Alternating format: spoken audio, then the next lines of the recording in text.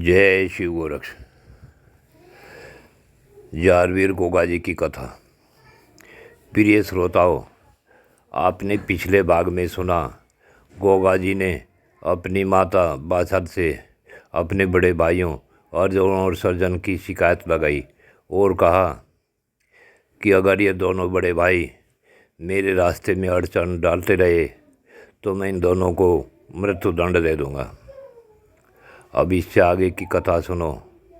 प्रिय श्रोताओं, यह जारवीर गोगा जी की कथा का भाग 24 है। उधर गोगा जी अपनी शिक्षा पूर्ण होने के पश्चात अपने साथियों के साथ बागड़ देश में घूम घूम कर अपनी प्रजा की देख रेख करने लगे। उधर अर्जुन सर्जन ने अपने मामा के यहाँ इतने उद्दंडता मचाई कि उनसे परेशान होकर उनका मामा उन दोनों को बागड़ छोड़ने आ गया। वहाँ गोगा जी की कीर्ति सुनकर उनका मामा बड़ा ही प्रसन्न हुआ तथा गोगा जी से मिलकर बहुत ही खुशी हुई। उसकी खुशी का ठिकाना ही नहीं रहा। कुछ दिन रुकने के बाद अब गोगा जी को उनके मामा ने कहा कि आप हमारे यहाँ आपका निमंत्रण है। तो गोगा जी बोले कि ये मामा जी, मैं कहीं भी अकेला जाता ही नहीं। मैं तो जहाँ भी जाता हूँ मेरे सभी साथी मेरे साथ रहते हैं और पांचों ही हम साथ साथ जाते हैं। अगर आप मुझे बुलाना चाहते हैं तो सुनो मामा जी, हम पांचों ही आएंगे। अब तो उनके मामा ने उन पांचों वीरों का कार्य देख लिया था तथा वह उनसे बड़ा ही खुश था। तो मामा ने पांचों वीरों का निमंत्रण दे दिया। अर्जुन सर्जन के उद्दंडता से बचने के लिए एक दिन गोगा जी अपनी माता बाछड़ से बोले कि ये माता जी, आपने मुझे एक दिन कहा था कि शिक्षा पूर्ण होने के बाद मैं अपने मामा के यहाँ जाऊँ। सो मैं अपने साथियों को साथ लेकर अपने मामा के यहाँ जाना चाहता हूँ। आप अर्जुन सर्जन को इतना समझा देना कि इनके उल्टे कार्य इन्हें मृत्यु की ओर ले जा रहे हैं। और पांचों वीरों ने माता बाछड़ के तथा अपनी अपनी माताओं के चरण छुए और फिर गुरु गोरक्षनाथ जी के पास धोने पर पहुंच गए। पांचों ने दंडवत प्रणाम किया और गुरु जी की शरण में बैठ गए। गुरु जी बोले कि बेटे, क्या बात, आज आप बड़े प्रसन्न दिखाई दे रहे हैं। तब गोगा जी बोले कि ये गुरुदेव, हम अपने मामा के यहाँ जा रहे हैं, आप हमें जाने की आज्ञा दे दो। जब गुरु ने उन्हें जाने की आज्ञा दी तब पांचों वीर गोगा जी के मामा के यहाँ पहुँच गए। वहाँ पहुँचते ही गोगा जी और उनके सभी साथियों का भव्य स्वागत किया गया। गोगा जी रात्रि में अपने नाना जी के पास जाकर बैठ गए। कुशल क्षेम जानने के पश्चात गोगा जी ने अपने नाना जी से पूछा कि ये नाना जी, आप तो बहुत ही बूढ़े हो चुके हैं और इस उम्र में भी आपके चेहरे पर मुझे निराशा दिखाई दे रही है। इस उम्र में आपको कौन सी चिंता है, कृपया मुझे बताएं। और इस उम्र में तो भजन करना चाहिए था, फिर भी लगता है कि आपके अंदर कोई दर्द है जो आप किसी को भी बता नहीं पा रहे हैं। गोगा जी के मुख से ऐसे शब्द सुनकर गोगा जी के नाना जी अपने को रोक नहीं पाए और रोने लगे। अब तो गोगा जी तुरंत खड़े हो गए और बोले, नाना जी, आप मुझे बताएं, आपको यह दर्द किसने दिया है? नाना जी, ये बाछड़ नंदन गोगा शपथ लेकर कहता है कि जिसने भी आपको दर्द दिया है उसे हम आपके चरणों में लाकर गिरा देंगे, चाहे वह कितना भी बड़ा क्यों न हो। आप जो चाहें उसे दंड दे देना। इतने मीठे और प्यार भरे शब्द सुन कर राजा अपने को रोक नहीं सका और बताया कि बेटे, तेरे जन्म से पहले ही तेरी दो मौसी आमल और मामल को गढ़गजनी के मुसलमान उठा कर ले गए थे, परंतु आज तक किसी भी राजपूत सम्राट ने मेरी मदद तक नहीं की। मैं इस छोटे से देश का राजा हूँ और अब तो यह राज मैंने तुम्हारे मामा को दे दिया है, परंतु यह दर्द को मैं किसे बताऊं। लगता है कि यह दर्द तो मेरी मृत्यु के साथ ही जाएगा।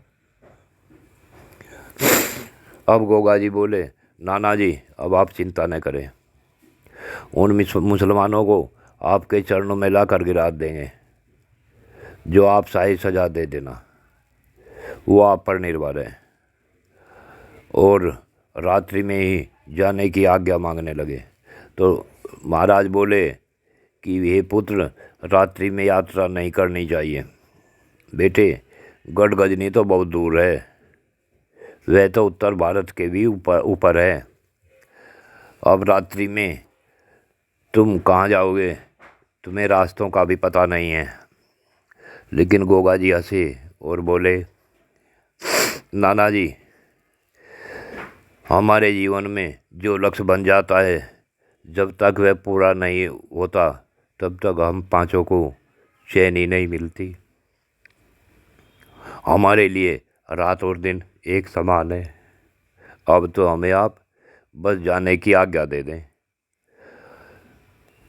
बहुत रोकने के बाद भी जब गोगा जी नहीं रुके तो उसके नाना जी ने जाने की आज्ञा दे दी। अपने नाना जी से आज्ञा लेकर गोगा जी अपने साथियों के साथ शहर से बाहर निकलकर एक स्थान पर खड़े हो गए और गुरु गोरखनाथ जी से ध्यान लगाकर प्रार्थना करने लगे कि हे गुरुदेव, हमें गढ़गजनी जाना है, आप हमें गढ़गजनी पहुंचा दो। प्रार्थना करते करते अर्धरात्रि से भी ऊपर का समय हो गया था तो गुरु गोरखनाथ जी भी अपने ध्यान में ही बैठे थे। जब ध्यान में गुरु गोरखनाथ जी ने देखा और विचारा कि ये पांचों बहादुर सही कार्य के लिए आगे बढ़े हैं, तो गुरु गोरखनाथ जी ने गोगा को आज्ञा दी कि तुम सूर्य निकलते ही गढ़गजनी पहुंच जाओगे। अब अपने घोड़ों पर सवार हो जाओ। अब पांचों वीर अपने अपने घोड़ों पर सवार हो गए और सूर्य निकलते ही पांचों वीर गढ़गजनी शहर के चौराहे पर खड़े पाए। तो गोगा जी ने घोड़े से उतरकर जब चौराहे पर घूमना शुरू किया तो वहाँ एक नौजवान ने टोका, अरे तुम कौन हो, यहाँ क्यों घूम रहे हो, क्या लेने आए हो, तुम कहाँ के हो। गोगा जी बड़े प्यार से बोले, अरे बंधु, हम तो ये आपका शहर घूमने आए हैं और देखने आए हैं कि गढ़गजनी कैसा है तथा क्या इस राज्य में कोई देखने लायक भी जगह है। तब वह नौजवान बोला, हाँ, गजनी शहर में ही एक मंदिर को तोड़कर मस्जिद बनाई है, वह देखने लायक है। इतना सुनते ही गोगा जी को तो बस क्रोध आ गया और उस नौजवान से बोले, अरे ओ मूर्ख, मंदिर तोड़कर किसने अपनी मृत्यु को बुलावा दिया है, कौन है वह नालायक, हमें बताओ। बस इतना सुनते ही वह नौजवान तो भाग खड़ा हुआ और बादशाह के दरबार में पहुंच गया और बोला कि 5 घुड़सवार शहर में घुस आए हैं, लगता है पांचों हिंदू हैं। तभी बादशाह के बारे में पूछ रहे हैं। बादशाह ने अपने सिपाहियों से कहा कि जाओ उन पांचों की गर्दन उतार कर ले आओ। वहाँ बादशाह का लड़का खड़ा था। वह बोला कि अब्बाजान, मैं अकेला ही उन पांचों की गर्दन उतार कर ले आता हूँ। परंतु बादशाह ने कुछ सैनिक अपने लड़के के साथ चौराहे की ओर भेज दिए। इधर पांचों वीर अपने घोड़ों को सचेत कर अपने हाथों में तलवार निकालकर जैसे ही आगे बढ़े तो शहर की दुकानें बंद होती चली गई। कुछ बादशाह के दरबार की ओर भागे तो कुछ अपने घरों में घुस गए। कुछ नालायक किस्म के लड़के अपने हाथों में लंबे लंबे छुरे और बल्लम लेकर उन पांचों की तरफ बढ़े तो गोगा जी और उसके साथियों ने तलवार से अपनी ओर आ रहे नौजवानों की गर्दन उतारनी शुरू कर दी। तभी सामने से सेना आ गई। अब गोगा जी ने अपना भाला उठाया और सेना की ओर लपक पड़े। गोगा जी को देख नाहर सिंह, भजन सिंह, रतन सिंह और बालकिशन भी दुश्मन की सेना पर टूट पड़े। गोगा जी जय शिव गोरख बोलते और भाले से शत्रु की गर्दन उतार लेते। बादशाह के लड़के ने तो इतने बलिष्ठ और चौड़ी छाती के रणबांकुरे पहली बार देखे थे। वह तो उन्हें देखकर ही कांप गया और भाग खड़ा हुआ। वह थोड़ी सी सेना का संहार करने में उन पांचों को अधिक समय नहीं लगा और पांचों वीर सेना को समाप्त कर आगे बढ़े। प्रिय श्रोताओं, अब आगे क्या होता है जानना कि गोगा जी ने गढ़गजनी को कैसे जीता, यह आपको अगले भाग में सुनाया जाएगा। जय श्री गोरक्ष।